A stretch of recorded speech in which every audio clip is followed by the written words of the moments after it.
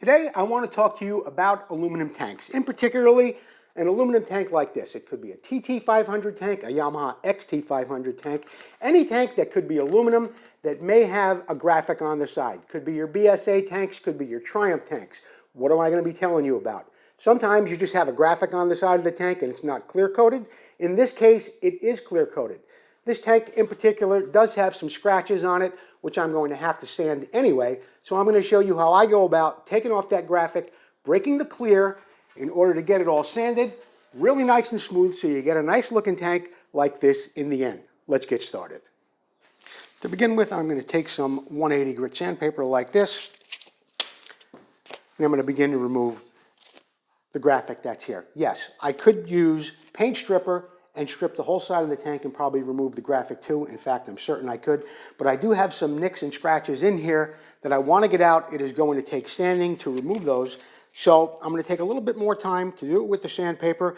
Also, if you have a tank at home that you wanted to sand that does not have clear coat on it, that does not have graphics on it, you'd be doing it the same way I'm doing it right here.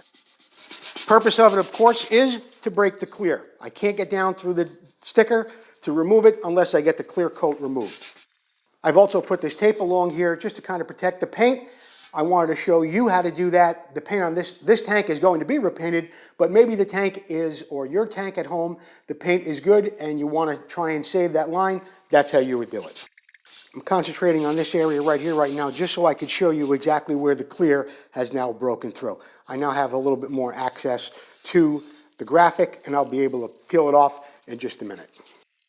And remember, this is only if you have clear over a graphic, not if you have a graphic that you can obviously peel off of a tank without any sanding. You'll be sanding afterward, if you have scratches and gouges that you're trying to get out.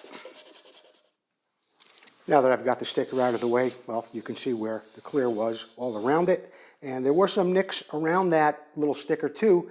So I was able to sand out some of those. Next step I want to do is go along this edge, and if you have paint on your tank, as I mentioned that before, you might want to mask it off with some pinstriping masking tape like this in order to not damage your paint. You're going to get as close as you can. There is a real good possibility that you're going to break through that masking tape and you are going to damage your stripe a little bit. Be prepared that you might have to replace the stripe as well.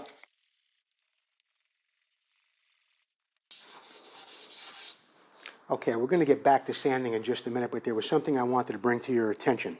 In an area like this, where you have, of course, the weld on the bottom of the tank, and then it gets close in here along that seam, along that weld, it can be difficult to get your finger in there with sandpaper and get it all sanded out. So what I'm going to do is I'm going to use a little paint stripper like this, let it work on the clear coat for a moment, then I'm going to remove it with some fine steel wool. The purpose of the steel wool is so I don't really change the integrity of the weld. The weld will look the same. If I get on that weld with a piece of sandpaper, it's going to smooth it all out and it's not going to look factory original, which is the way I want it to look. So let's get started with a little paint stripper.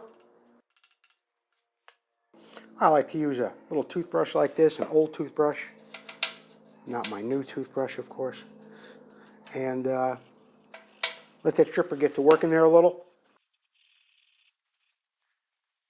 Okay, now that I've got the sticker removed, all the clear removed using 180 grit paper, and I've got my edge all cleaned up. I used a little paint stripper underneath there, as I showed you a little bit earlier.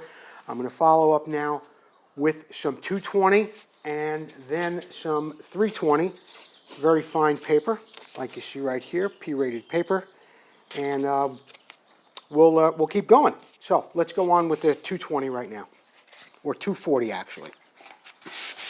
And keep my hand nice and flat on the side of the tank as I sand it.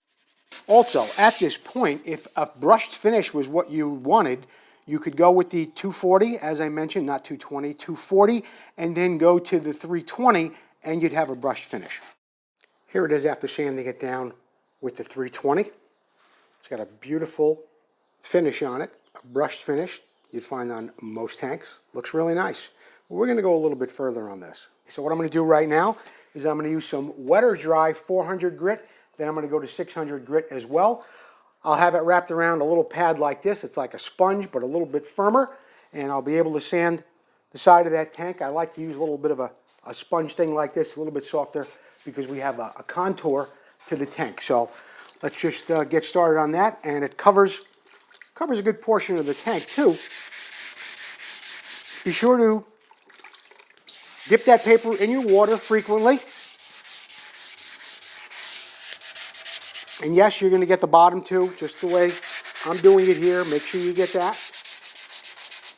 I'm going to continue on with this 400 grit paper for a couple of minutes here. Then I'm going to go on to the 600. Then I'm going to talk to you about polishing. Okay, we've got the tank all sanded down with 600 grit wet or dry sandpaper. If you're a professional polisher, you've known that some of the steps that I've taken here could be skipped as a professional polisher, but the advice I give here on the show many times is for the guy at home who wants to do it himself, who may not have the professional tools that you have. So that's sort of the purpose of this video. As I was saying, we went down to 600, and now we want to get this side to look like this side. How are we going to do that? We're going to take it out on the polishing wheel, and I'm going to give you a little brief tutorial on how to do that. Of course, before you polish, you got to remember, make sure you have safety glasses like I'm wearing right here, a good pair of gloves, and something else that everyone has in their artillery these days, of course, a good dust mask. Go out to the polishing machine, and I'm going to give you a little idea of how we get that done.